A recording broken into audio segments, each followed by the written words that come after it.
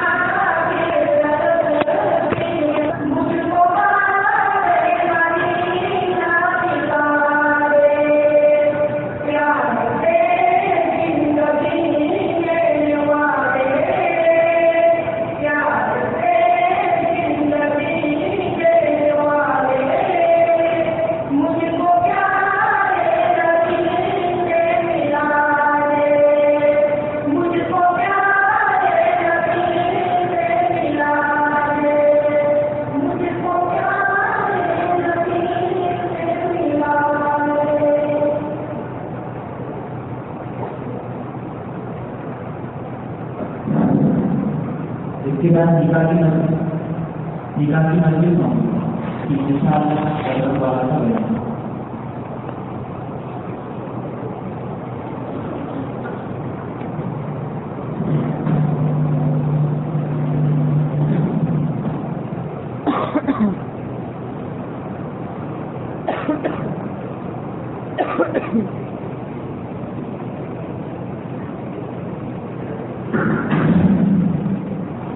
نکاح والے آگے آئے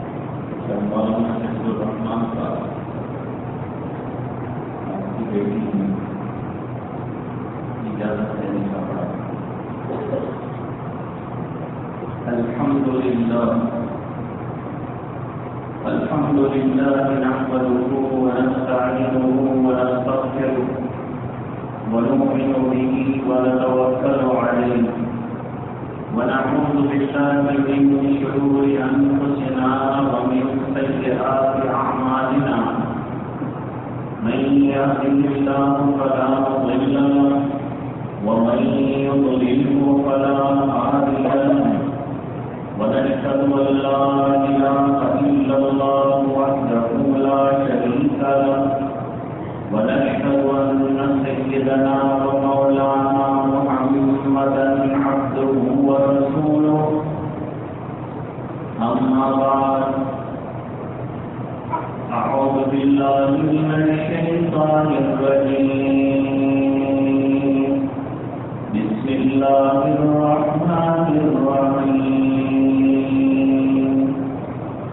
يا أيها الذين آمنوا اتقوا الله حق تقاته ولا تموتن إلا وأنتم مسلمون وقال الله تعالى يا أيها الناس اتقوا ربكم الذي خلقكم من نفس واحدة وخلق منها زوجها وبث منهما رجالا كثيرا ونساء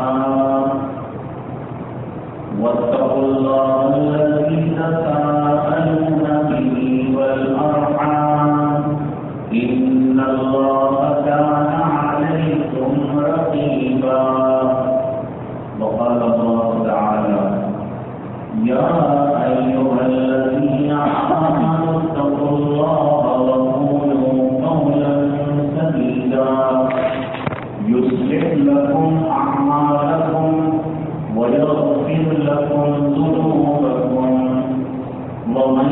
يطع الله ورسوله فقد فاز فوزا عظيما. عن النبي صلى الله عليه وسلم أنه قال: النكاح من سنتي فمن لم يعمل بسنتي فليس مني. الناكح راغب والمنكوحة مرغوبة والمهر على ما تراضيا. أقول قولي هذا أستغفر الله لي ولكم ولسائر المسلمين إنه هو الغفور الرحيم.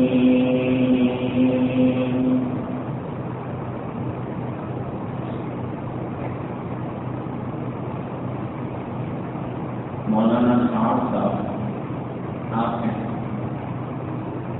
مولانا حفظ الرحمان صاحب کی اجازت سے میں آپ کا یہ عقد طے کر رہا ہوں. مصدقہ بانو کی ذات کو جو مولانا حفظ الرحمان حسن پوری کی بیٹی ہیں 15,000 روپیہ مہر کے عوض میں انہوں نے آپ کے ساتھ عقد کر کے دے دیا. آپ نے اس طرح سے انہیں اپنے عقد میں اور نکاح میں مصدقہ بانو کی ذات کو قبول فرمایا. جی ہاں، بارک اللہ لک وبارک علیک وجمع بینکما فی خیر.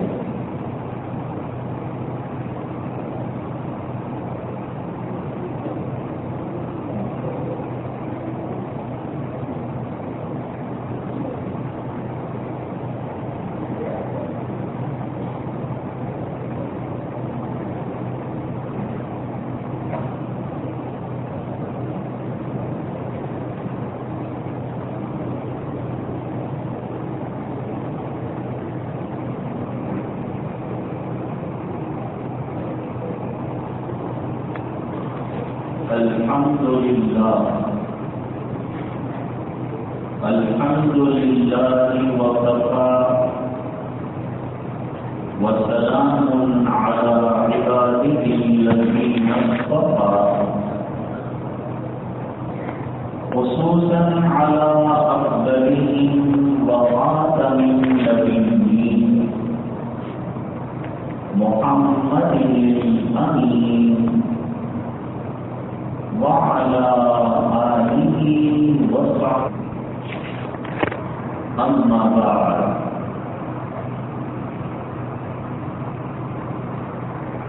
أعوذ بالله من الشيطان. بسم الله الرحمن الرحيم. لا خير في كثير من نجواهم إلا من أمر بصدقة أو معروف أو إصلاح بين الناس، ومن يفعل ذلك ابتغاء مرضات الله فسوف نؤتيه أجرا عظيما. صدق الله العظيم. وقال النبي صلى الله عليه وسلم: من يرد الله به خيرا يفقهه في الدين. صدق رسوله النبي الأمي الكريم. اللهم صل على سيدنا محمد وعلى آل سيدنا محمد وأصحابه وأزواجه وبارك وسلم.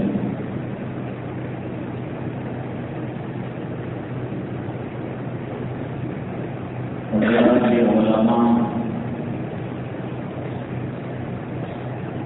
اور حاضرین مجلس اور طلباء ہے یا نہیں.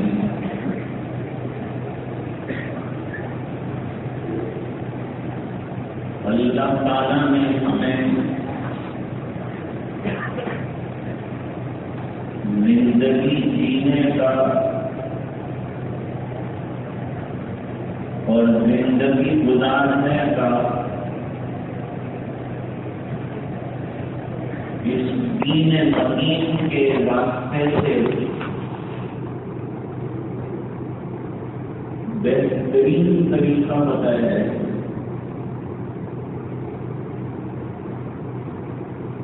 ہماری زندگی کیسے سنور جائے اور ہماری زندگی کیسے سدھر جائے.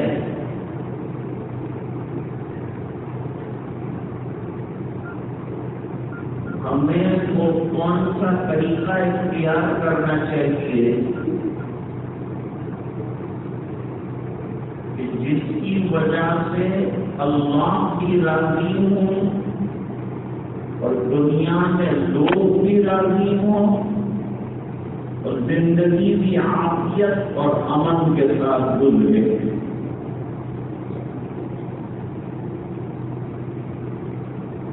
ایسی زندگی گزارنے والا ہی زندہ رہے.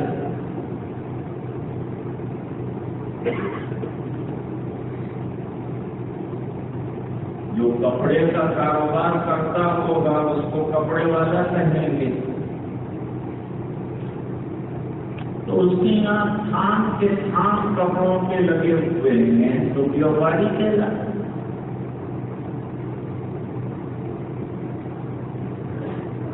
ریٹر والا اس کو کہتے ہیں جس کی دکان پہ ڈھیر سارے اطلاعات.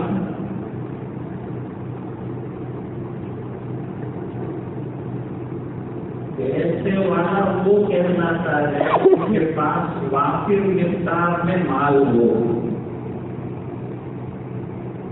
اس کو مالدار کہتے ہیں.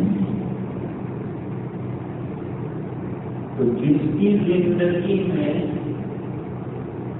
مکمل دین ہو وہ دیندار ہے، اس کو دین والا کہیں گے، اس کو ایمان والا کہیں گے. جس کے معاملات بھی درست ہیں، جس کی عبادات بھی درست ہیں، جس کے اخلاق بھی درست ہیں، جس کی معیشت بھی عمدہ ہے، جس کا معاشرت بھی اعلیٰ،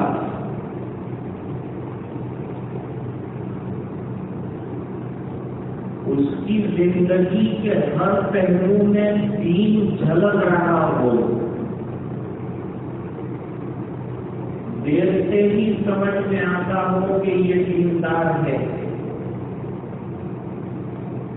اس کا چلنا بتاتا ہو کہ یہ مسلمان ہے، اس کا کھانا بتاتا ہو کہ یہ مسلمان ہے، اس کے اخلاق بتاتے ہوں کہ یہ مسلمان ہے، اس کے معاملات بتاتے ہوں کہ یہ مسلمان ہے.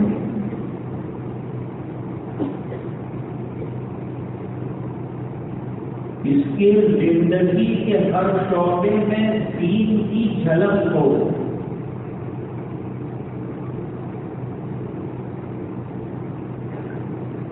اور کامیابی جب ہی مسلمان کو ملے گی جب دین زندگی کے ہر شعبے میں آئے گا.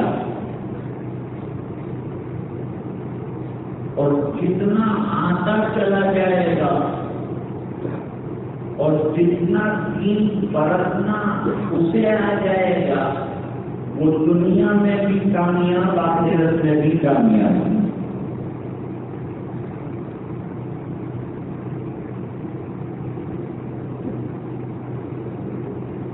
اگر کسی کے پاس مال آ گیا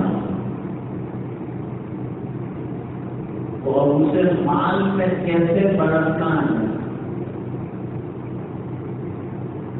ایک تو مال آنا کیسے راستے سے چاہیے اور دوسرا مال جانا کیسے راستے میں چاہیے. مال کا آنے کا راستہ بھی الگ ہو اور مال کے جانے کا راستہ بھی حلال ہو.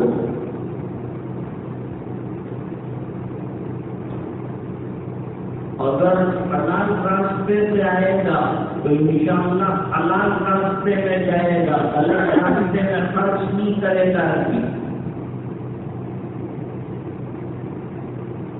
اور یہ عجیب شریعت ہے جس میں مال کو برا نہیں کہا ہے. مال کی ایسی محبت جو انسان کو دین سے ہٹا دے، حرام کی طرف لے جائے، اسراف کی طرف لے جائے، برائیوں کی طرف لے جائے، وہ مال برا ہے.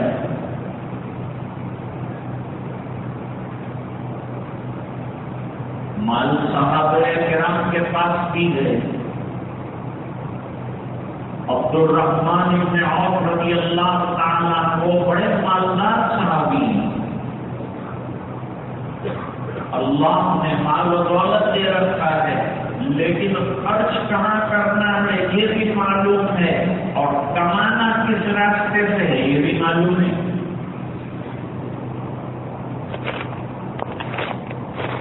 حضرت عثمان غنی رضی اللہ تعالیٰ کو کروڑ پتی صحابی ہیں، لیکن مال آئے گا کیسے اس پر بھی نظر رکھتے ہیں، مال جائے گا کدھر یہ بھی خیال رکھتے ہیں. قرآن کریم میں حلال کمائی کی بڑی تعریف فرمائی اور فرمایا کہ اعمال صالحہ کے انجام دینے میں رزق حلال کا بڑا دخل ہے. اللہ تعالیٰ فرماتے ہیں یا ایھا الذین آمنوا کلوا من طیبات ما رزقناکم واشکروا للہ ان کنتم ایاہ تعبدون.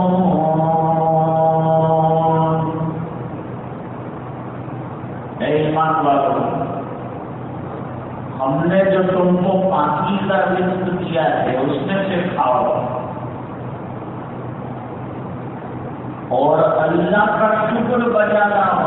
پاکیزہ کھائے گا تو اللہ کا شکر مزاج میں آئے گا، آدمی اللہ کے سامنے جھک جائے گا، عبادتوں کا جلسہ پیدا ہوگا. ایک اور جگہ پر تو اللہ تعالیٰ نے رسولوں کو خطاب کیا ہے. فرمایا ایھا الرسل کلوا من الطیبات واعملوا صالحا. اے رسولوں، حالانکہ رسول پاکیزہ کمائی نہیں کھائیں گے، لیکن حلال اور پاکیزہ چیز کی طرف توجہ کیسی دلائی جا رہی ہے وہ اصل میں دیکھنے والی بات ہے.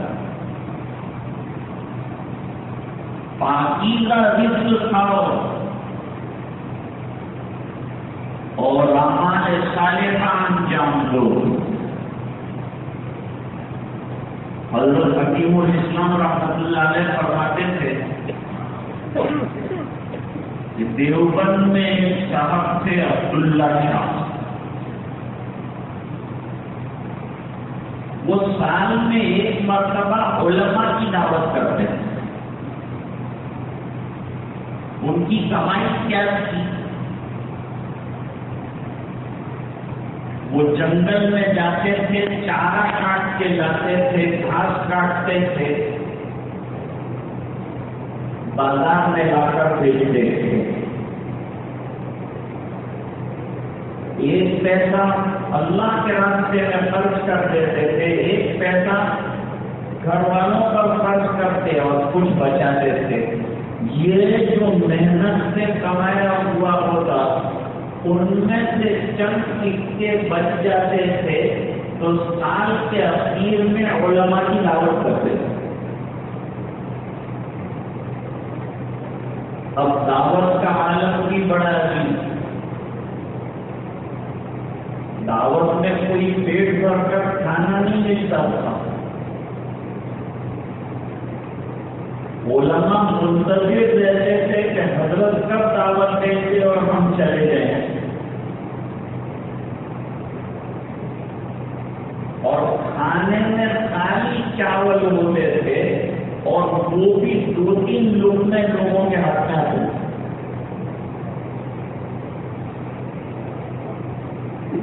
لیکن کمائی اتنی حلال اور اتنی پاکیزہ کہ علماء کو انتظار رہتا تھا کہ 2 لقمے ان کے یہاں کے کھا لیں گے تو 40 روز تک اس کا نور عبادت ہونے لگا۔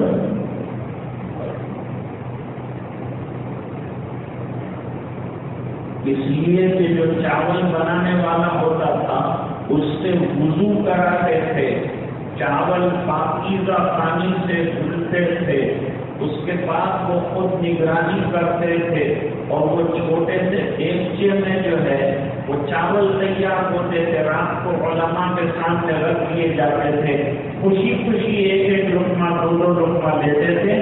اعمال کا عالم یہ ہو جاتا تھا کہ ہر 2 رکعت کے بعد دوسری 2 رکعت کا شوق، ہر 4 رکعت کے بعد مزید کا شوق، تلاوت کے بعد تلاوت کا شوق۔ تو حلال روزی کی یہ برکتیں نبی کریم صلی اللہ علیہ وسلم سے سوال کیا گیا کہ سرکار جنت میں لے جانے والے اعمال کون سے اعمال ہیں جو انسان کو جنت میں لے جائیں؟ جواب دیا 2 چیز۔ نمبر 1 حسن اخلاق۔ آج اس کی بڑی قحط سالی ہے۔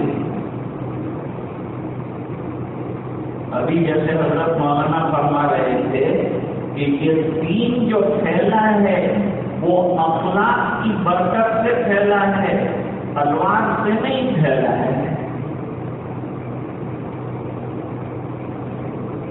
سرکار کے اخلاق اتنے اعلیٰ تھے کہ دشمن بھی گرمیدہ ہو جاتے تھے، کلمہ پڑھنے پر آمادہ ہو جاتے تھے کہ آپ کے یہ اخلاق ہیں۔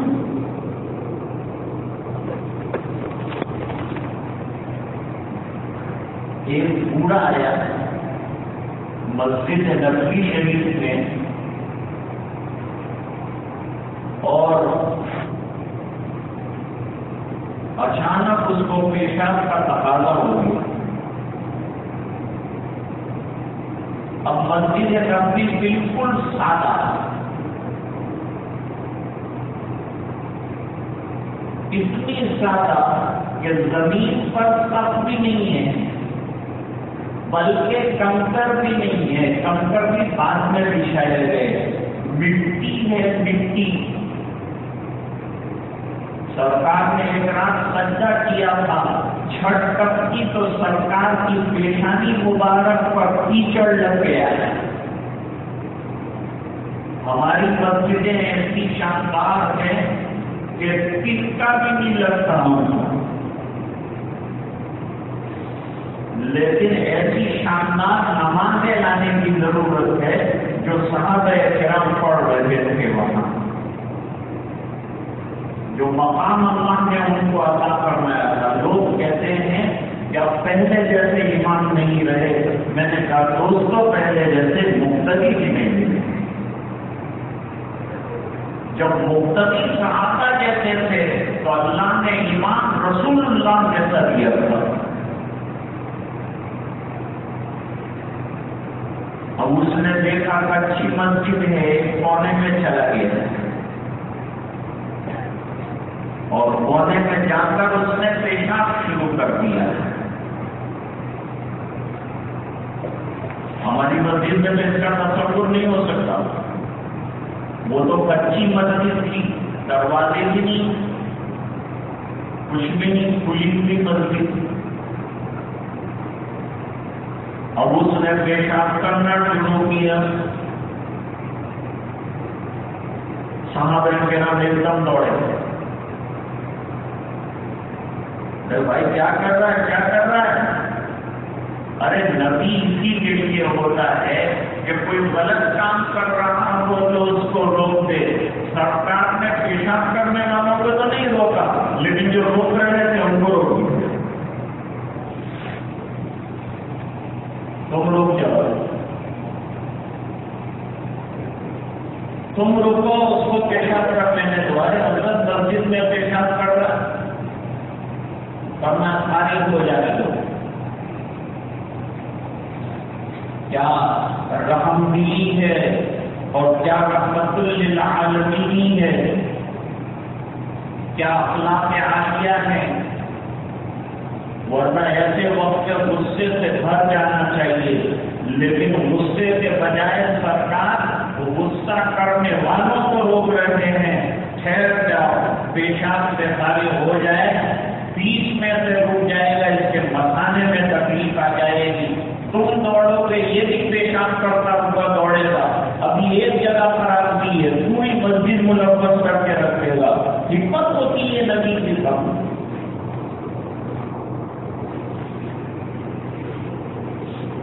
پھر بلایا اور بلانے کے بعد بڑے پیار سے سمجھایا کہ اللہ کے بندے کے اللہ کا گھر ہے، اس کو ناپاک نہیں کرتے. وہ اپنے گھر میں اس طرح سے پیشاب کرے گا، یہ تو اللہ کا گھر ہے. اس کی آنکھوں میں آنسو آ گئے. حضرت کیا سمجھانے کا آپ کا طریقہ ہے، کیا بہترین انداز کے ساتھ آپ نے بات کو سمجھایا ہے. مسجد نبوی میں ایک دم ایک نوجوان کھڑا ہوا، صحابہ کا جھوٹ بیٹھا ہوا. اللہ کے رسول مجھے بدکاری کی اجازت دیں گے؟ صحابہ چلائے، کیا بے وقوفی کی باتیں کر رہا ہے؟ بدکاری کی اجازت نہیں دے گا تیرے کو؟ کیا بول رہا ہے؟ بیٹھ جا، بٹھاؤ اس کو. سرکار نے فرمایا اس کو میرے سمجھ لاؤ. دین کیسے سمجھایا جاتا ہے؟ آج معاشرے کی اصلاح کرنا ہونا تو خالی بیان بازی سے کام نہیں چلے گا، بلکہ اس سے آگے عملی طور پر کمیٹیاں بنے گی اور جا کر اپنے بھائیوں کو پیار محبت سے گھر گھر میں سمجھائیں گی، تب جا کر کے بنے گا. بیان ضروری ہے، لیکن بیان کے بعد عمل کرنے والے میدان میں آئے اور ہر آدمی اپنے دل کے اوپر بات لے لے کہ جو کہا گیا ہے اس کو اپنی زندگی میں اتارنا ہے اور عملی بنانا ہے. جیسا کہ صحابہ کرام کا مزاج تھا، جو آقا فرمائے بس عمل کرنا، یہ مقصد ہے. اس لیے علماء نے ایک بات لکھی کہ صحابہ کرام کا علم زیادہ ہے کہ ان کا عمل زیادہ ہے. یہ پہچاننا مشکل ہے کہ ایک مرتبہ آقا فرما دیتے ہیں تو دوسری مرتبہ سرکار کو کہنے کی نوبت نہیں آتی.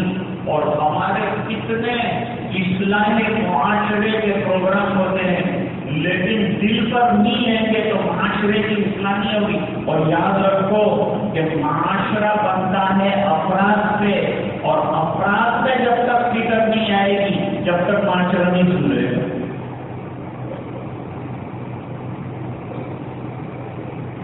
سرکار نے اس کو بلایا، تین حکمتوں کے ساتھ سمجھایا جاتا ہے. قرآن کریم نے اعلان کے بات کہی ہے کہ تمہارا جو کام ہی اصلاح ہے، تم کو اللہ نے دنیا میں اسلام کرنے کے لیے بھیجا ہے، لیکن جب تم بگڑ جاؤ گے تو اصلاح کون کرے؟ آج ہمارا عالم یہ ہے کہ خود ہم کو سدھار کی ضرورت ہے، بجائے یہ کہ دنیا کے بگاڑ کو دور کرنے کے لیے اللہ نے ہمیں بھیجا ہے. كنتم خير أمة أخرجت للناس تأمرون بالمعروف وتنهون عن المنكر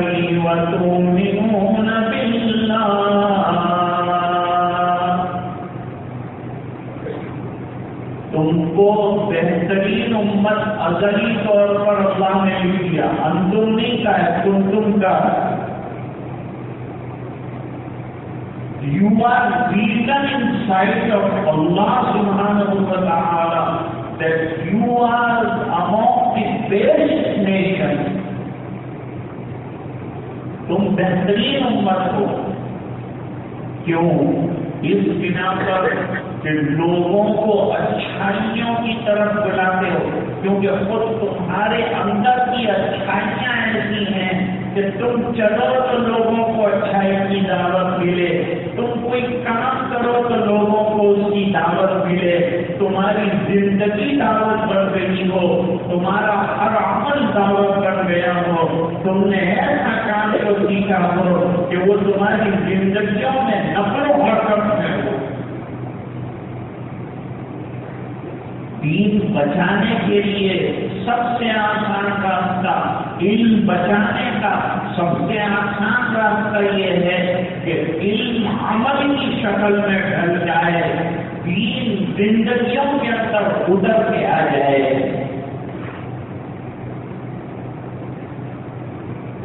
سرکار نے اس کو قریب کرنا تھا، قریب کرو، قریب کیا. اصل میں جب آدمی کمانے کی دھن پر آ جاتا ہے اور یہ دھن اس کو سوار ہو جاتی ہے تو پھر اس کی تکلیف یہ ہے کہ حلال اور حرام کی تمیز ختم ہو جاتی ہے. پھر یہ نہیں دیکھتا کہ یہ سود ہے، ناجائز ہے، یہ انٹرسٹ ہے کہ میرے لیے بیکار چیز ہے، بس لاؤ جدھر سے بھی لاؤ. اس پر انسان آ جاتا ہے، نتیجتاً بربادیوں کے تنانے پر جا کے کھڑا ہو جاتا ہے اور مان جاتا ہے تو منٹوں کے اندر چلا جاتا ہے، ختم ہو جاتا ہے. افریقہ میں سیٹ بیٹھا ہے، 100 آدمیوں کو تو صبح میں ناشتہ کرایا اور دکان کے اوپر ہیرے موتی کی جا کے بیٹھا.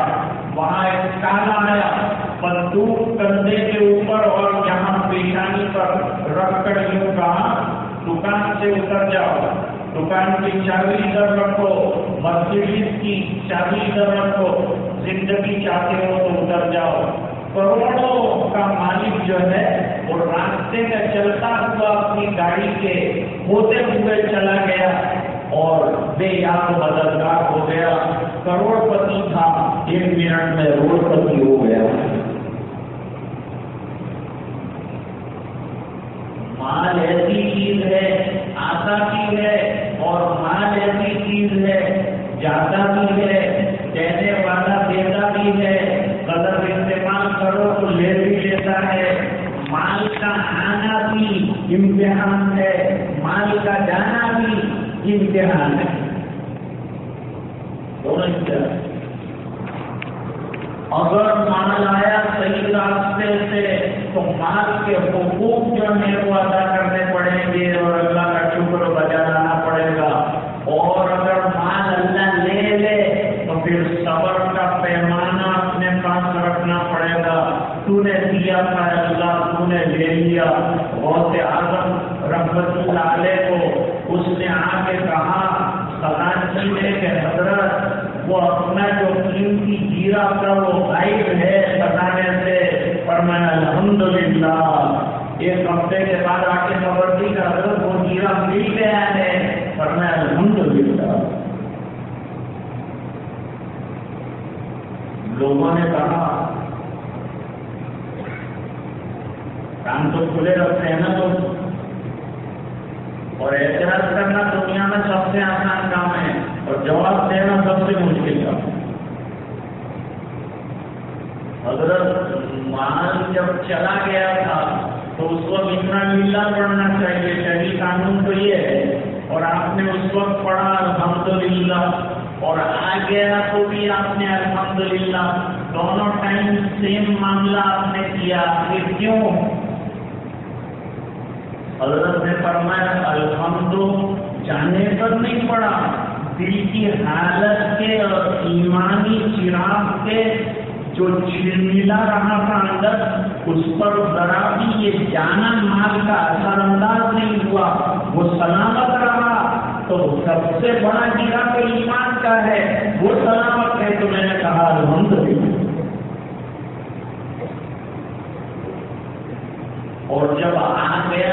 خوشی سے پھولا نہ سماؤں اور آپے سے باہر ہو کر، یہ شریعت مقدسہ کا مزاج ہے کہ مال آئے تو بھی حد میں رہو، مال جائے تو بھی کنٹرول میں رہو.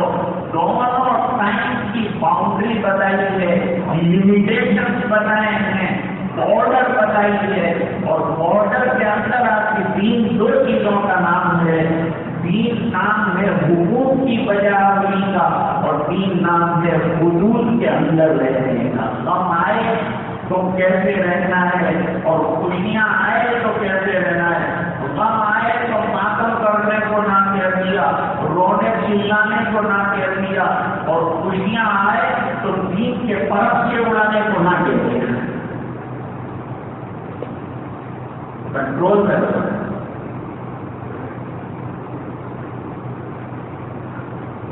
اس حدیث شریف میں حضرت جابر رضی اللہ تعالیٰ عنہ نوجوان صحابی سرکار کے ساتھ ایک میدان میں بیٹل فیلڈ کا معاملہ ختم ہو گیا، میدان کارزار ختم ہو گیا، جنگ ختم ہو گئی. اب واپسی میں حضرت جابر رضی اللہ تعالیٰ عنہ نے حضور پاک صلی اللہ علیہ وسلم سے اجازت طلب، اجازت مانگی. حضرت مجھے ذرا جلدی جانے کی اجازت دیں گے؟ کیوں اتنی جلدی؟ اور میں سرکار میں نے شادی کر لی. اچھا نبی کو بھی نہیں معلوم، شکوہ ہونا چاہیے. لیکن یہ دنیا کو سبق سکھانے کے لیے آتے ہیں نبی، ہر چیز سکھانے کو آتے ہیں نبی. تب کیا کرنا ہے بتانے کو آتے ہیں نبی.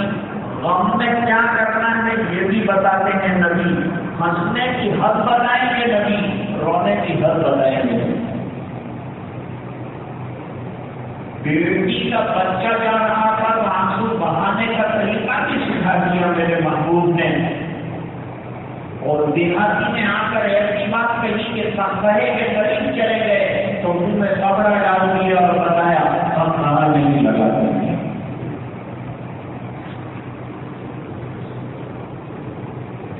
کیوں جا رہے ہو؟ تو میں نے شادی کر لی نہیں. تو سرکار کو شکوہ کرنا چاہیے تھا کہ تم نے شادی کی، میں تمہارا نبی ہوں، رسول ہوں، میرے ہاتھ پر کلمہ پڑا، ایمان لائے اور مجھے اطلاع تک نہیں دیتے. سرکار نے فرمایا اچھا شادی کر لی تو کوئی عمر سے شادی کی یا شوہر ویزا سے کی؟ یہ پوچھا. فرمایا نہیں، سرکار میری چھوٹی چھوٹی بہنیں تھی، ان کی تربیت اور پرورش کا مسئلہ تھا، اس لیے کوئی تجربہ کار خاتون کی ضرورت تھی، اس لیے میں نے شوہر ویزا ایک خاتون سے شادی کی ہے. تو نبی کریم صلی اللہ علیہ وسلم نے دعائیں دی اور جانے کی اجازت دے دی. شادی کے معاملے کو کتنا سادہ رکھا وہ ذرا دیکھیے، کتنی سمپلسٹی ہے. حدیث میں البذاءۃ من الایمان، سادگی ایمان کا اصل کام ہے.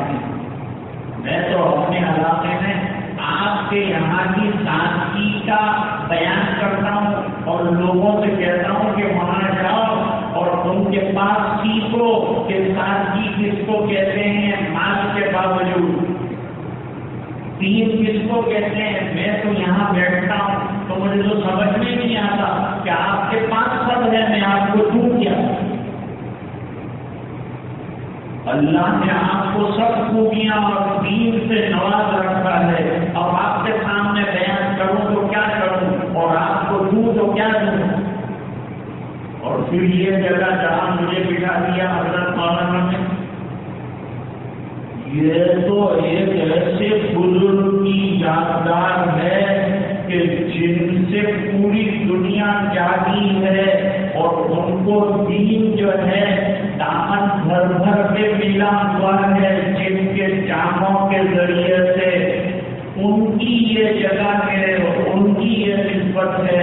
اور پھر ہمارے حضرت مفتی سعید صاحب دامت برکاتہم عالیہ یہ ہندوستان کے عظیم ترین علماء میں سے ہیں. ان کی سرپرستی میں یہ ادارہ چل رہا ہے. اور مجھے لا کے طالب علم کو بٹھایا تو میں تو یہی سوچتا رہا کہ کہوں تو کیا کہوں. اور اس کا حضرت مفتی صاحب جس دن سنیں گے کہ اس کو لا کے بٹھایا تھا تو مولانا پہ غصے ہوں گے کہ اس کو بول رہے تو بنا نہیں تھا دوسرا. خیر یہ ان کی حسن زن کی بات ہے کہ ایک طالب علم کو کچھ مرتبہ دے دیا, کچھ رتبہ دے دیا, اوپر بٹھا دیا کرسی پر, قسم کرسی کے عالم میں.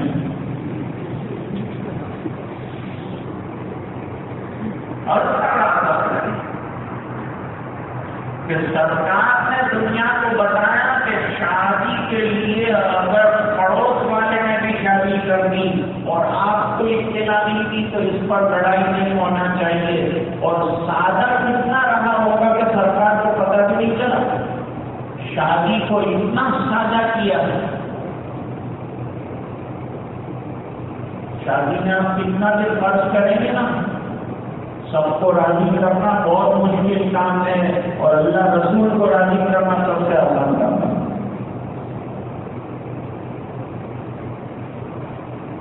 ایک جگہ ایک بادشاہ نے اس کی لڑکی کی شادی کی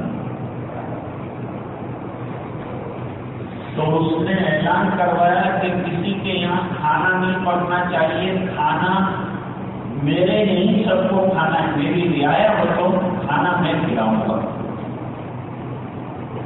اور کھانا بھی آج کل تو کھانے کے اندر بھی سسٹم ہو گیا. بمبئی میں جاؤ, ادھر ادھر جاؤ تو وہاں شادی کے اندر جو ہے وہ حیوانوں کی طرح پلیٹ لے کے گھوم گھوم کے جانوروں کی طرح کھانا پڑتا ہے. اس کا نام بوفے سسٹم رکھا ہے, اس کا نام میں نے بفیلو سسٹم رکھا ہے. بفیلو بھی بیچارہ چل چل کے کھاتا ہے اور یہ بھی چل چل کے کھاتا ہے. اب وہ کھانے کا مضمون طریقہ نبی کریم صلی اللہ علیہ وسلم نے بتایا. ولیمہ کیا تو میرے نبی نے کھجوریں جمع کی, پنیر جمع کیا, چور دیا, چھوٹا سا کھجور کا حلوہ تیار ہوا, ایک ایک لقمہ دو دو لقمہ کھا لیا تو میرے نبی کا ولیمہ ہوا. تو ایک مرتبہ ولیمے کی اندر صرف دودھ کا پیالہ آیا.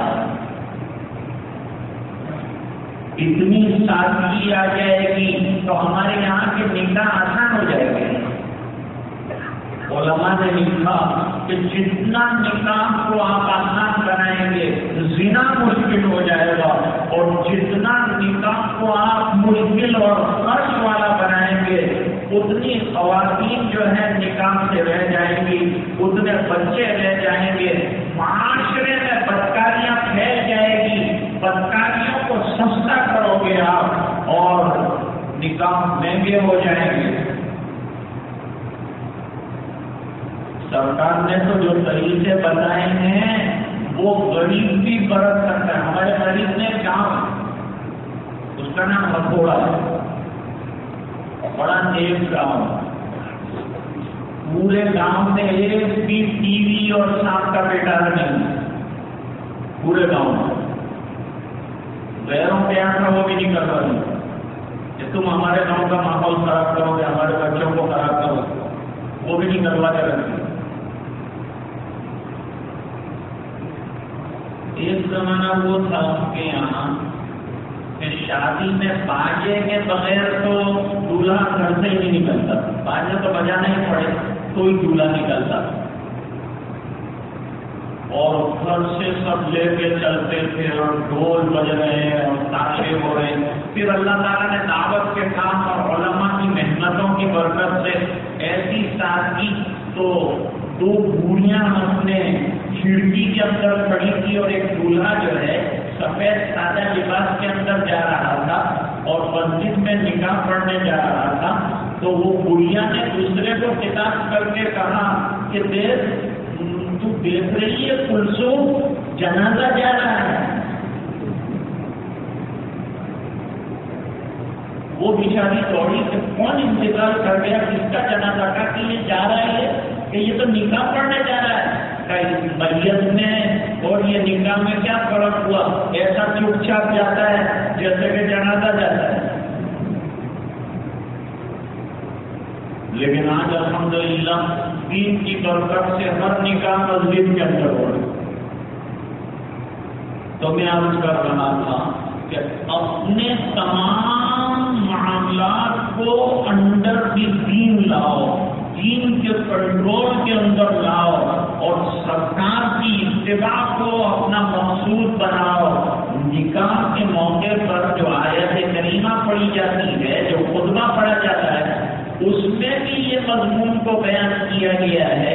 اور ایک بات میں عرض کروں کہ آج لوگ اخباروں میں ہماری ناکامی کیوں ہو رہی ہے اس کے بڑے بڑے آرٹیکل لکھتے ہیں، بڑے بڑے مضامین لکھتے ہیں کہ ہم میں یہ کمزوری ہے، ہمارا یہ پرابلم ہے، یہ پرابلم ہے، اس لیے ہم ناکام ہے. لیکن میں کہتا ہوں کہ قرآن کریم میں اللہ تعالیٰ نے اتنا آسان راستہ کامیابی کا بتایا ہے کہ اس سے آسان راستہ کوئی نہیں بتا سکتا. اور آدھی آیت میں بتایا ہمارا فیلور اور ہماری ناکامی کا اصل وجہ اور اصل ریزن کیا ہے. دو چیزوں کی کمی ہے ہم میں. یہ دو چیزوں کی کمی پوری ہو جائے تو انشاءاللہ ہر قدم پر کامیابیاں ہمارے قدم چومیں گی. شرط یہ ہے کہ ہمیں یقین ہو. وہ کیا ہے؟ فرمایا وَمَن يُطِعِ اللَّهَ وَرَسُولَهُ فَقَدْ فَازَ فَوْزًا عَظِيمًا.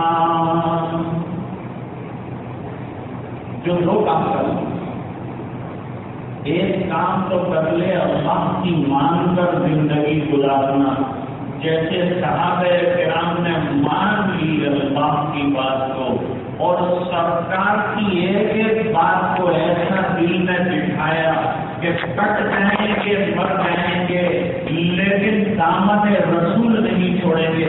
ابھی بچوں نے نظر کے اندر بھی یہ بات سنائی کہ حضرت بلال مار کھاتے جا رہے ہیں، زخم پہ زخم کھاتے جا رہے ہیں، لیکن فرماتے ہیں کہ ظالموں تم مجھے سختی کر سکتے ہو، چھلنی کر سکتے ہو، لیکن میرے اندر جو محبت رسول ہے اور دامن رسول جو میں نے پکڑا ہے تم چھوڑا نہیں سکتے. اصل چیز یہی جسے نسبت مصطفیٰ مل گئی، جسے نسبت مصطفیٰ مل گئی اسے دولت دو سرا مل گئی. اور شاید کہتا ہے نقش قدم نبی کے جنت کے راستے اللہ سے ملاتے ہیں سنت کے راستے. دعائیں قبولی اور امام تو دعا کر کے تھکے. حدیث پاک نے فرمایا کہ ایک پراگندہ حال اور ایک پراگندہ بال آج اٹھا کر آسمان کی طرف دعا کر رہا ہوگا، رو رو کر مانگ رہا ہوگا، لیکن اللہ اس کی دعا کو قبول نہیں فرمائیں گے. وجہ اس کی یہ ہے کہ اس کا کھانا حرام ہے، اس کا پہننا حرام ہے، اس کا پینا حرام ہے، اس لیے اس کی دعائیں سنی نہیں جا رہی. ایک حدیث شریف میں ہے نبی کریم صلی اللہ علیہ وسلم نے فرمایا 10 درہم کا کپڑا کسی نے خریدا، اس میں 1 درہم حرام کا ملا لیا، یہ کپڑا جب تک جسم پر رہے گا اس کے ذریعے کی جانے والی کوئی عبادت قبول نہیں. ایک اور حدیث میں نبی کریم صلی اللہ علیہ وسلم نے فرمایا کہ اگر کوئی لقمہ حرام پیٹ میں چلا گیا 40 دن کی عبادتیں بیکار ہے.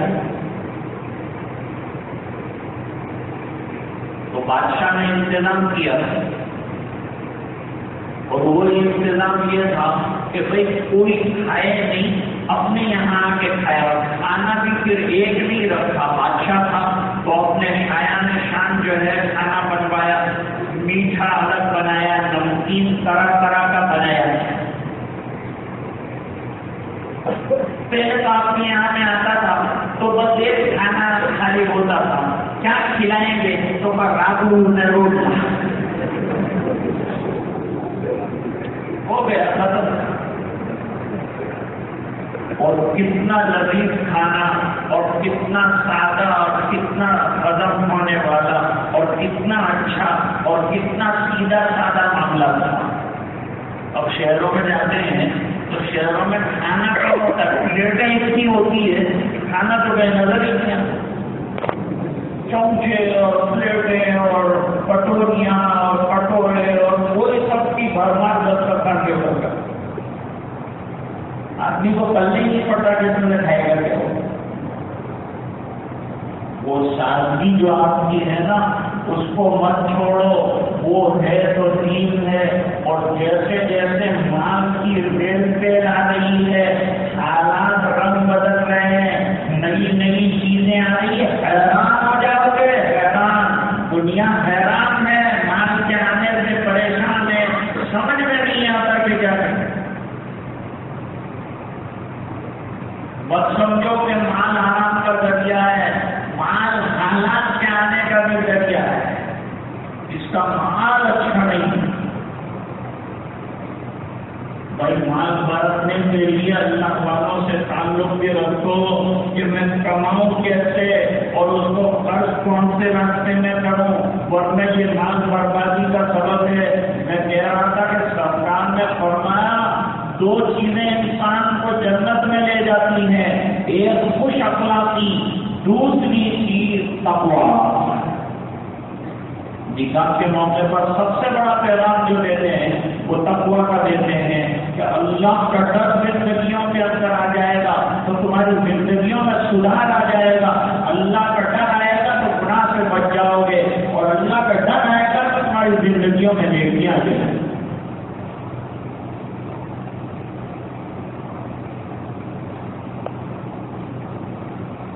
حضرت عمر رضی اللہ تعالیٰ عنہ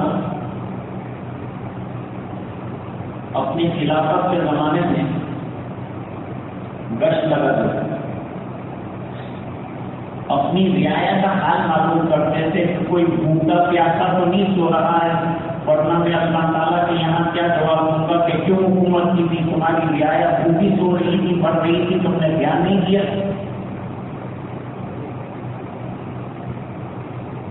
رات کو ایک دروازے پر پہنچے، دروازے پر کان لگایا.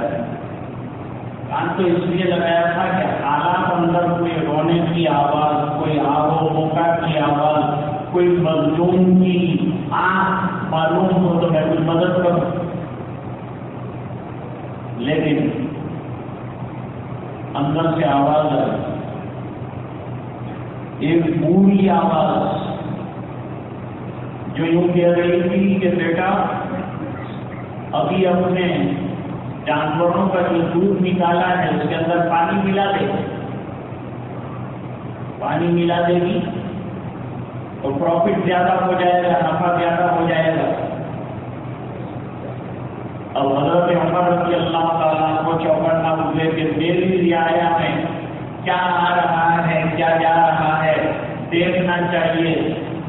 تو جوان لڑکی کی آواز آئی کہ حضرت عمر رضی اللہ تعالیٰ عنہ نے ملاوٹ کرنے کو منع کیا ہے، اس لیے ملاوٹ نہیں کر سکتے. ماں نے کہا رات کے وقت کہاں حضرت عمر دیکھنے کو آئیں گے، اگر تم ملا دیکھی ہے تو کیا فرق پڑتا ہے. لڑکی کہہ رہی ہے حضرت عمر تو نہیں دیکھتے لیکن اللہ تو دیکھتے. کل کوئی کتاب دیکھ رہا تھا، ایک آدمی بڑا بدکار انتہائی درجے کا اپنے دروازے پر کھڑا تھا. ایک حقیق خاتون گزری، اس نے اس کو اپنے دروازے میں کھینچ لیا، زبردستی کرنے لگا، گناہ کے لیے آمادہ کرنے لگا۔ اس عورت نے کہا بڑی نیک خاتون کی پھنس گئی، مصیبت میں مبتلا ہو گئی، ظالم کے شکنجے میں آ گئی کہ تو جو کرنا چاہتا ہے یہ لوگ دیکھ لیں گے، ایسا کام شرم سے پانی پانی ہو جاؤں گی میں، دروازہ تو بند کر لے۔ اس نے دروازہ بند کر دیا۔ دروازہ بند کرنے کے بعد کہا کہ یہ تو کھلی ہوئی جگہ ہے، اندر کوئی جگہ ہے تو اندر چل، اندر لے گئے۔ اس کا دروازہ بھی بند کر دے، اس نے اس کا بھی دروازہ بند کر دیا۔ اب لڑکی بیٹھ کے رو رہی کہ میں تم کو کہہ رہی ہوں کہ دروازہ بند کر دو، تم دروازہ بند نہیں کر رہے ہو۔ کہ میں نے کوئی دروازہ کھلا نہیں رکھا، سب دروازے بند کر دیے۔ تو جواب دیا اس خاتون نے کہ مجھے ابھی بھی نظر آ رہا ہے ایک دیکھنے والا دروازے سے دیکھ رہا ہے، تیرا اور میرا پیدا کرنے والا وہ ہم دونوں کو دیکھ رہا ہے، اور تو گناہ کرنے پر آمادہ ہے۔ چیز نکل گئی اس کی، دروازے کھول دیے اور کہا تو جلدی جا، میں بھی توبہ کرتا ہوں اللہ کے دربار۔ اللہ تعالیٰ توفیق دے دیتے ہیں، اللہ تعالیٰ جب چاہتے ہیں تو بچا لیتے ہیں۔ حضرت عمر رضی اللہ تعالیٰ نے ایک نشان بنایا اور صبح میں اپنا پولیس والا اور حوالدار جو ہے اس کو بھیجا، ایک بڑھیا جس در پہ ہوگی نشان بنا ہوا ہے اس کو میرے پاس لاؤ۔ دروازے پر دستک دی، بڑھیا سامنے آئے، آپ کو امیر المومنین نے یاد کیا ہے، میرا کوئی قصور نہیں، میں نے کوئی گناہ نہیں کیا، میں بڑھیا ہوں، میں اپنے گھر میں رہتی ہوں، مجھے کیوں بلایا؟ تو وہ ہم نہیں جانتے، بلایا، یاد کیا ہے، تم کو آنا پڑے گا۔ گھبرائی دوڑتی ہوئی حضرت عمر رضی اللہ تعالیٰ عنہ کے دربار میں پہنچی اور بلند تپاک شروع کی۔ بڑھیا میری کوئی بیٹی ہے کیا؟ جی ہاں بیٹی ہے میری۔ کاروبار کیا کرتے ہیں؟ دودھ کا کاروبار۔ اچھا، پانی تو نہیں ملاتے؟ نہیں کہا حضرت ہم لوگ پانی بالکل نہیں۔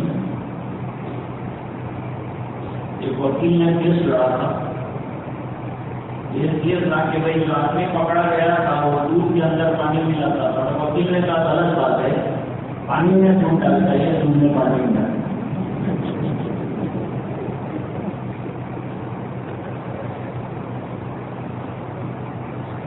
تو بتایا انہیں ہم لوگ پانی نہیں ملاتے۔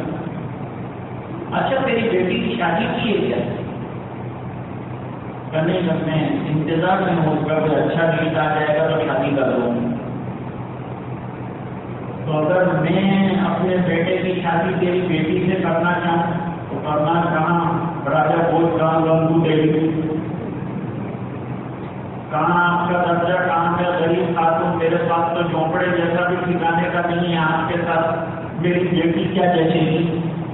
ورنہ تیری بیٹی میرے یہاں جیسے کہ اس بنا پر کہ تو نہیں جانتی، لیکن تیری بیٹی کا وصف مجھے معلوم ہو گیا ہے کہ وہ اللہ سے ڈرنے والی ہے، اور میں تلاش کر رہا ہوں کہ نیک مل جائے مجھے، تو مجھے تو رات کو تیری بیٹی کی آواز نے بتایا کہ وہ نیک ہے، کیونکہ رات کے اندھیرے تو متقی ہے، دن کے اجالے میں سب تقویٰ والے ہیں۔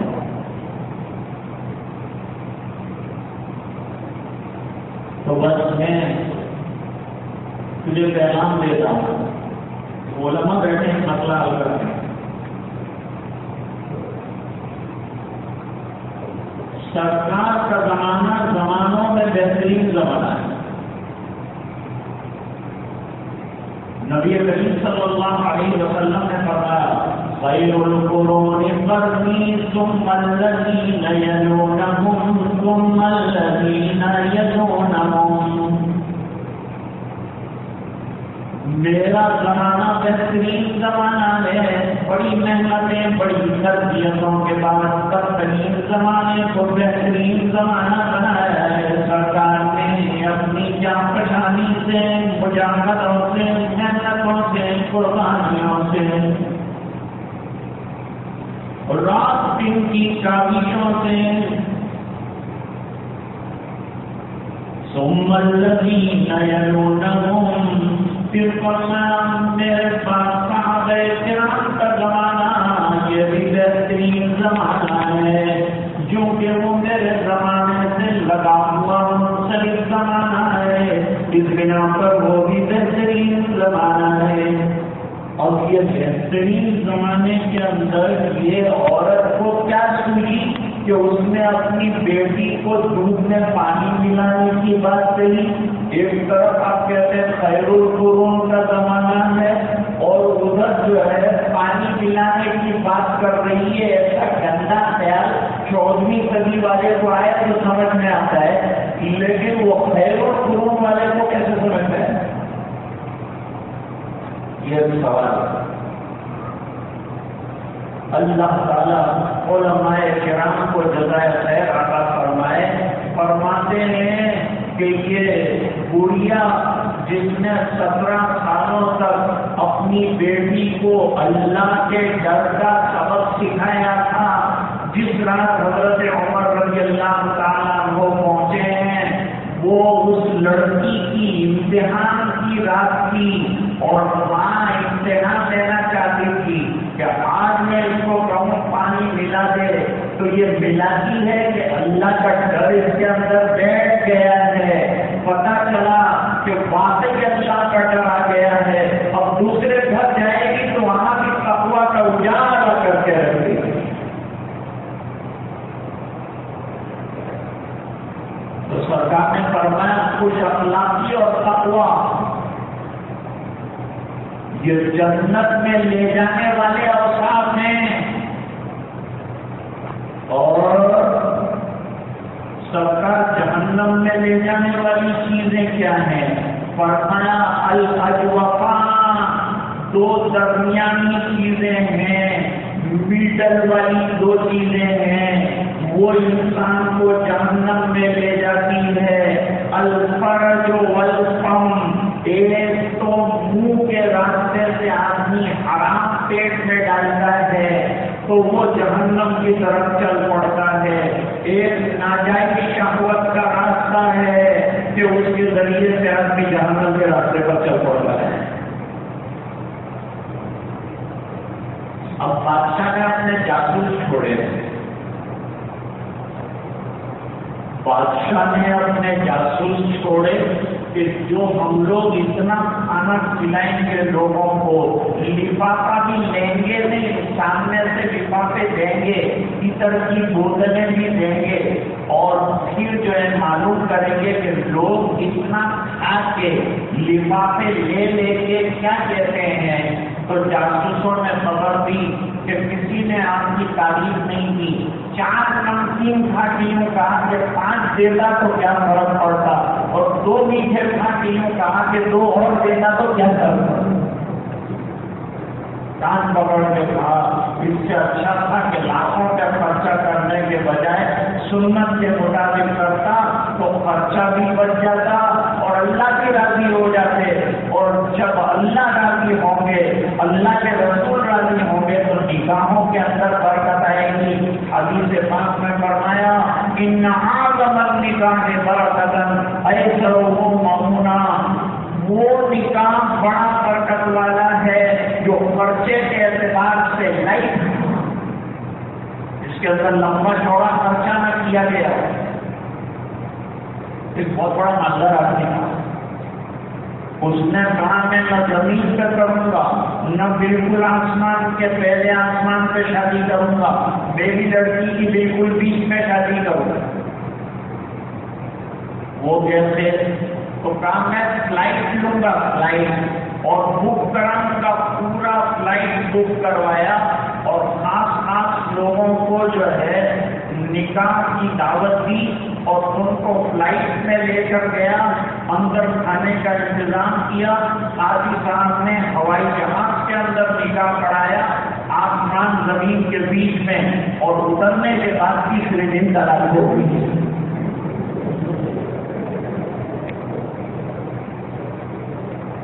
تو جو سنتوں کے مطابق نکاح ہوتے ہیں وہ نکلتے بھی ہیں، چلتے بھی ہیں، جمتے بھی ہیں۔ اور اس کر رہا تھا لوگ چلائے، ارے بھائی نکالو یہ نوجوان کتنی بدتمیزی کی بات کر رہا ہے اور وہ پوچھ رہا ہے تو زنا کی اجازت دیتے ہیں رسول مجھے کرنا بیٹا ہے صحیح بات ہے۔ اگر کسی آدمی کی ایک آنکھ کو آپ اس کو کہو کہ کانا، اس سے ہو جائے گا، لیکن اگر آپ یوں کہے کہ تیرے کو ایک آنکھ دی ہے لیکن اللہ نے کیا حسین آنکھ دی، خوش ہو جائے گا۔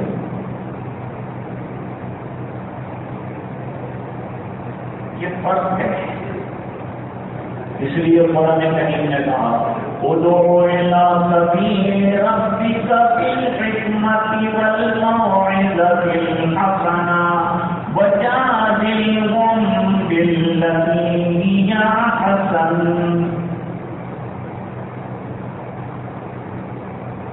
بیٹا تیری بہنیں ہیں، ٹھیک ہے نا، تیری بیٹی کو، تیری بہنوں کو اگر کوئی غلط نظر سے دیکھے تو تجھے غصہ پائے گا نا، غصوں میں آنکھوں پائے گا، اس کی آنکھیں نکال کے رکھو۔ اچھا تیری والدہ ہیں، جی ہاں ہے، اگر والدہ پر کوئی غلط نظر ڈال دے تو کیا کرے گا؟ برداشت سے باہر آئے گا۔ رشتے میں کئی اور خواتین کا نام لیا اور نام لے لے کر پوچھا ان پر کوئی نظر ڈالے تو تو کیا کرے گا؟ کہا میرے لیے ناقابل برداشت ہے، اور میں جب تو کسی کی بہو بیٹی پر نظر ڈالے گا تو ان لوگوں کے دل میں کیا آئے گی؟ کھڑا ہو کر کہنے لگا، پیشانی چوم لی اور یوں کہا توبہ کرا دیجیے سرکار، توبہ کرا دیجیے، اور اسی وقت توبہ کرا دیجیے، کبھی بھی کسی خاتون پر غلط نظر نہیں ہے۔ تو بات نہیں عرض کر رہا تھا کہ اللہ نے ہمیں ایسا دین عطا فرمایا ہے کہ جس کا جو شعبہ بھی ہمارے پاس آئے اس میں تعلیمات دی گئی ہے۔ مکمل دین کا مطلب یہ ہے کہ آپ غم میں ہیں تو آپ کو تعلیم دی گئی ہے کہ کیا کرنا ہے۔ میں ہمیشہ سناتا ہوں کہ 10 محرم کو ایک عرب جو ہے ایئرپورٹ کے اوپر اترا، جب باہر نکلا بمبئی سے تو کالے کپڑے والے نظر آئے اور بڑے بڑے کاغذ کے بت نظر آئے اور لوگ اس کے آگے پیچھے جو ہے رو رہے ہیں، ماتم کر رہے ہیں۔ تو یہ عرب نے پوچھا کہ ماں ہاں کیا ہے یہ؟ تم کہاں سے آتے؟ میں عرب سے آ، تم کو معلوم نہیں ہے کون سا دن ہے؟ 10 محرم ہے۔ 10 محرم کو کیا واقعہ ہوا تھا تم کو نہیں خبر؟ سیدنا حسین رضی اللہ تعالیٰ عنہ کو کربلا کے میدان میں شہید کر ڈالا گیا تھا، ہم اس کا ماتم کر رہے ہیں۔ تو وہ عرب نے کہا وہ تو 64 سال ہو گئے، تم کو کیا بھی پتا ہے؟ کب تک کرو گے ماتم؟ وہ تو 1400 سال پہلے کی بات۔ تو اسلام نے ماتم کا چادر ہم سے لے لی، صبر کا پیمانہ دے دیا، اور آب و بوکا کرنے کے بجائے نعمت اگر آ جائے تو فرمایا تو شکر کا پیالہ پی لو، اور شکر یہ ہے کہ اعمال صالحہ انجام دو، غلط کاموں سے اپنے آپ کو بچاؤ، کنٹرول میں رکھو، زندگی کے ہر شعبے میں اعتدال پیدا کرو۔ دین کی روشنیاں لے آؤ. مکمل دین کا مطلب، مکمل مکان کا مطلب، مکمل گھر کا مطلب کیا ہے؟ بھائی جب آدمی مکان بناتا ہے نا تو مکان کے جتنے روم ہوتے ہیں وہ تمام روموں کے اندر روشنی روشنی کرتا ہے، اجالا ہر روم کے اندر رکھتا ہے، چاہے وہ ڈریسنگ روم ہو، چاہے وہ ڈرائنگ روم ہو، چاہے وہ ڈائننگ روم ہو، چاہے وہ بیڈ روم ہو، ہر روم کے اندر روشنی کا انتظام کرتا ہے. اللہ تعالیٰ نے ہمیں دین ایسا عطا فرمایا ہے کہ جتنے شعبے ہیں، چاہے غربت ہو، چاہے مالداری ہو، چاہے شادی ہو، چاہے غمی ہو، زندگی کے ہر موڑ پر روشنی ایمان کی اور دین کی ہمارے اندر ہونی چاہیے. تب جا کر کے دین ہے اور ہماری زندگی ہے. مجھے حکم تھا حضرت کی طرف سے چند کلمات آپ کی خدمت میں عرض کرنے کا. اللہ تعالیٰ ہم سب کو دین پر چلنے کی توفیق سعید عطا فرمائے، اور جو نکاح ہوا اللہ تعالیٰ اس نکاح کو مبارک فرمائے، باعث خیر و برکت فرمائے. اللہ تعالیٰ ہم سب کی اصلاح فرمائے. ہم سب کو دین پر بات لینے کی ضرورت ہے، بات کو آگے بڑھانے کی ضرورت ہے، بات کو چلانے کی ضرورت ہے، اس کو عمل میں اور پریکٹس میں لانے کی ضرورت ہے. جیسے صحابہ سنتے ہی پریکٹس میں لاتے تھے، اللہ کرے کہ ہم بھی اسی طرح پریکٹس کرنے والے بن جائے. دین عمل کا نام ہے، باتوں کا صرف نام نہیں ہے. باتوں کے دھنی دنیا میں بہت ہے دوستوں، لیکن زندگیاں اہل اللہ کی دیکھو، زندگیاں صحابہ کی دیکھو، زندگیاں تابعین کی دیکھو، زندگیاں اللہ والوں کی دیکھو. آپ کو چلتا پھرتا دین جو ہے وہ نظر آئے گا. اصل چیز یہی ہے. اللہ تعالیٰ ہمیں اس کی توفیق سعید عطا فرمائے. وآخر دعوانا الحمد للہ تعالی رب العالمین.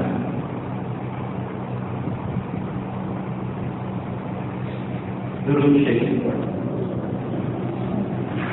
اللهم صل على سيدنا محمد وعلى آل سيدنا محمد صلاة تنجينا بها من جميع الأحوال والآفات وتغفر لنا بها جميع الحاجات وتطهرنا بها من جميع السيئات ترفعنا بها عندك أعلى الدرجات تبلغنا بها أقصى الغايات من جميع الخيرات في الحياة وبعد الممات إنك على كل شيء قدير.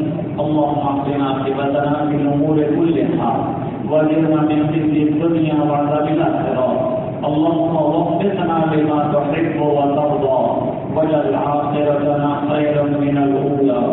ربنا اتمم لنا نورنا واغفر لنا إنك على كل شيء قدير. ربنا هب لنا من أزواجنا وذرياتنا قرة أعين واجعلنا للمتقين إماما. ربنا آتنا من لدنك رحمة وهيئ لنا من أمرنا رشدا. اللهم اشرح صدورنا ودبر قلوبنا وزين أخلاقنا وتمم تقصيرنا. اللهم حسن مرادنا. حسبنا الله لديننا، حسبنا الله لدنيانا، حسبنا الله لمن طغى علينا، حسبنا الله لمن سادنا بالسوء. اے اللہ ہمارے گناہوں کو معاف فرما.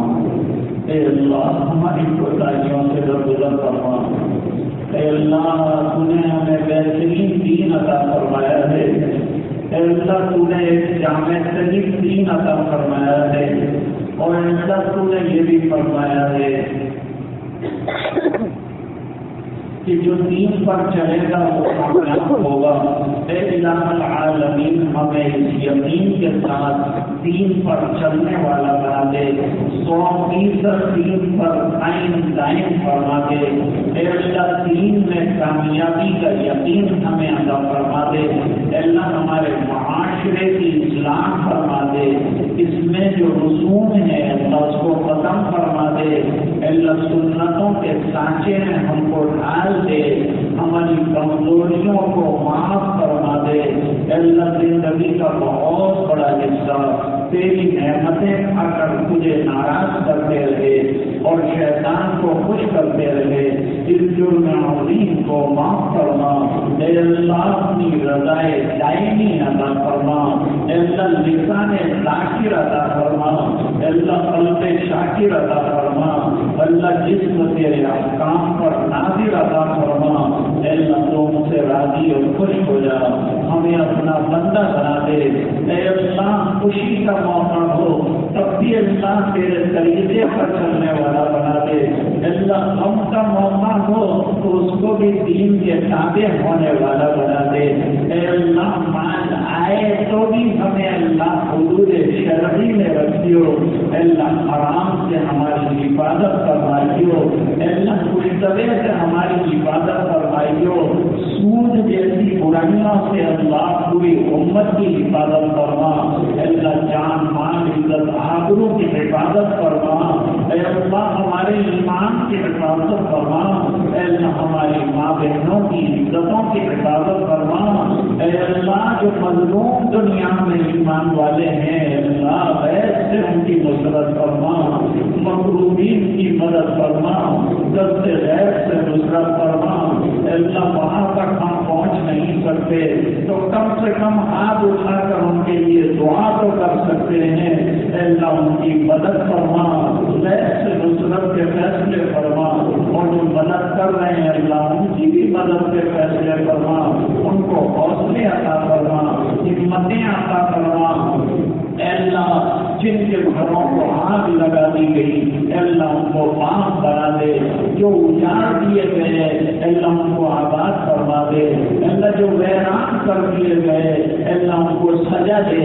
اے اللہ العالمین جنہیں کاٹ مار کر ختم کر دیا گیا اے اللہ ان کے لیے خیر کے فیصلے فرما دے، اے اللہ ان کی اولاد کی تربیت کی شکلیں پیدا فرما دے، اے اللہ ان کی پرورش کی غیر سے نصرتیں اور شکلیں پیدا فرما دے، اے اللہ اس ادارے کو ترقیات سے مالا مال فرما، حضرت مولانا محمد عمر صاحب رحمۃ اللہ علیہ کی بے انتہا مغفرت فرما، ان کے جتنے بھی خدمات جلیلہ ہیں اے اللہ ان تمام مرائی کو قبول فرما اور اس کی برکتوں کو ظاہر فرما، ادارے کو ہر طرح سے نصرتوں سے مالا مال فرما، اطراف اور جوانی میں جتنے ادارے چل رہے ہیں اے اللہ ان تمام کی حفاظت فرما، مساجد کی، مراکز کی، خانقاہوں کی، مقابر کی حفاظت فرما، اے اللہ جو بیمار ہے انہیں شفا عطا فرما، جو پریشان ہے ان کی پریشانیاں دور فرما،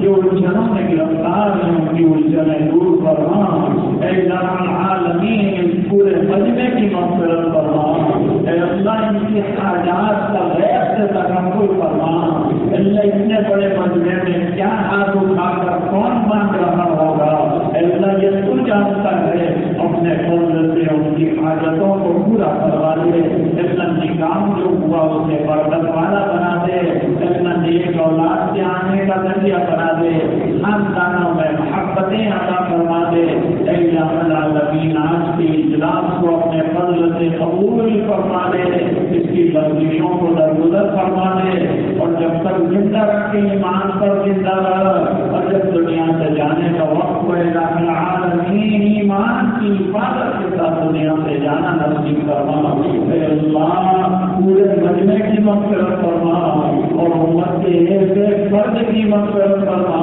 اور دعائیں اپنے فضل و کرم حبیب پاک صلی اللہ علیہ وسلم کے فیض منظور فرما، سبحان ربک رب العزت عما یصفون وسلام علی المرسلین والحمد للہ تعالی رب العالمین برحمتک یا ارحم الراحمین۔